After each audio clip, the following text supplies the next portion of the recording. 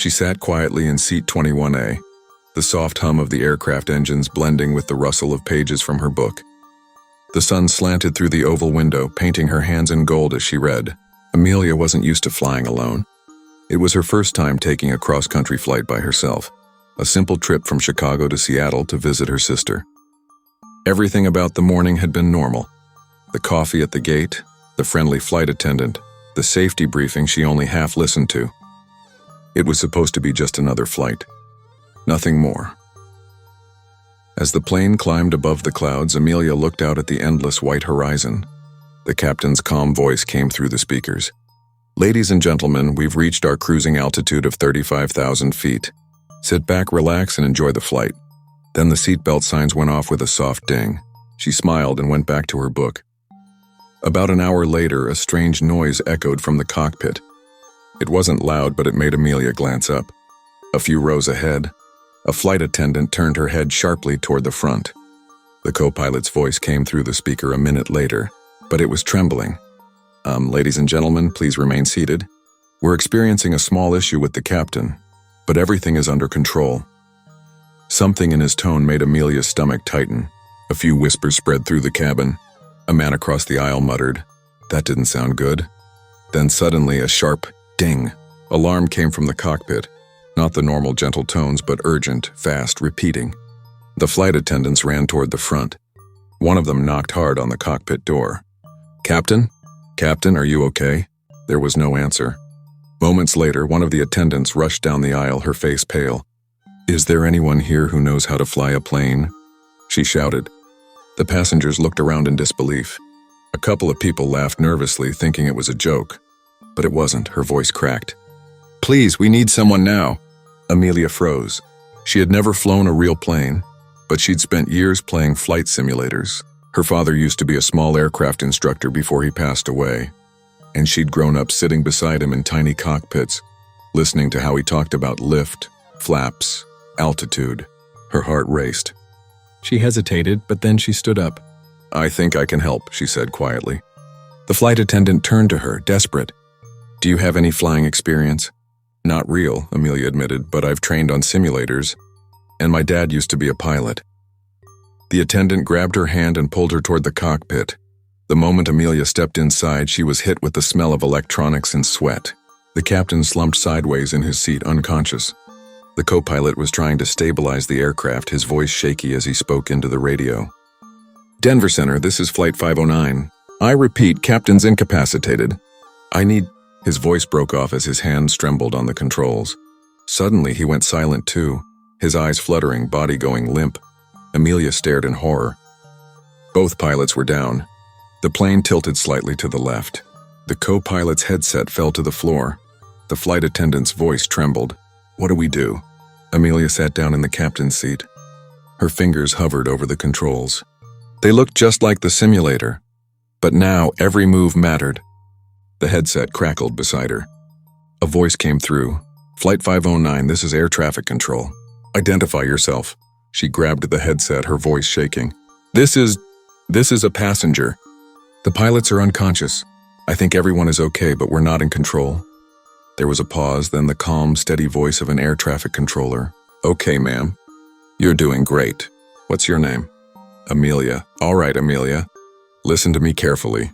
I'm going to help you fly this plane. You're not alone, okay?" She swallowed hard. "Okay. Good. First, look at the control panel in front of you. See the screen that says ALT and HDG?" "Yes." "Touch nothing yet. Tell me your altitude." 34,000 feet. Perfect. Keep your hands steady on the yoke. Don't pull, don't push. Just breathe." Behind her, passengers were crying. Someone whispered a prayer.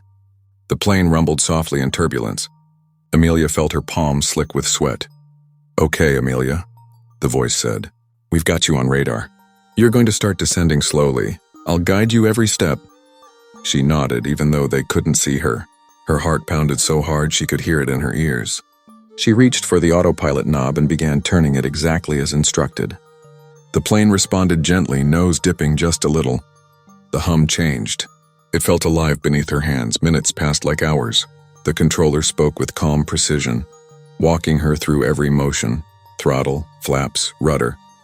It was like her old simulator days, except now, 200 lives were in her hands.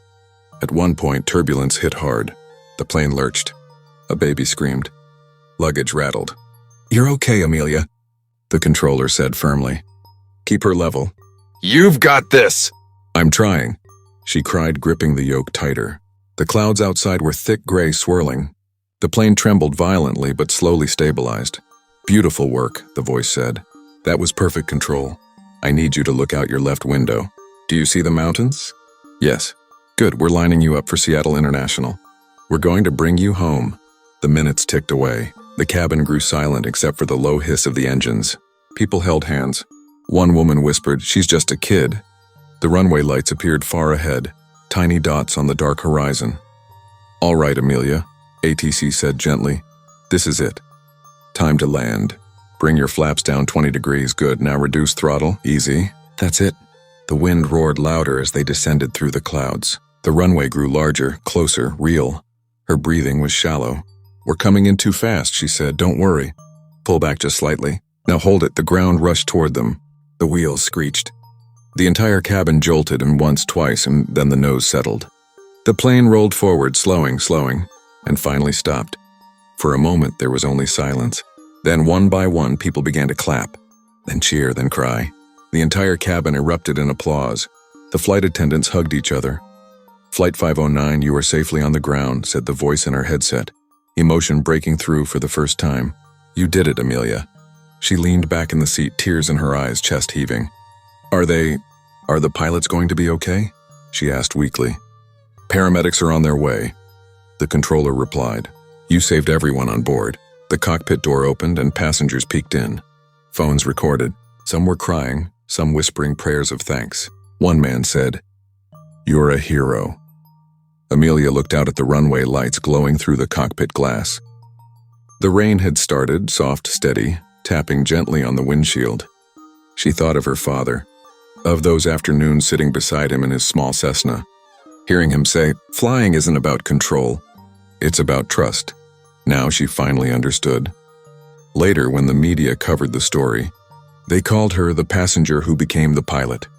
Headlines flashed across the world. Interviews, talk shows, offers from airlines. But Amelia never liked the word hero. When a reporter asked her how she did it, she smiled faintly and said, "I wasn't trying to be brave. I was just trying to get everyone home." And every time she boarded a plane after that, she still asked for seat 21A, the window seat where it all began, because that was where an ordinary passenger once became a pilot.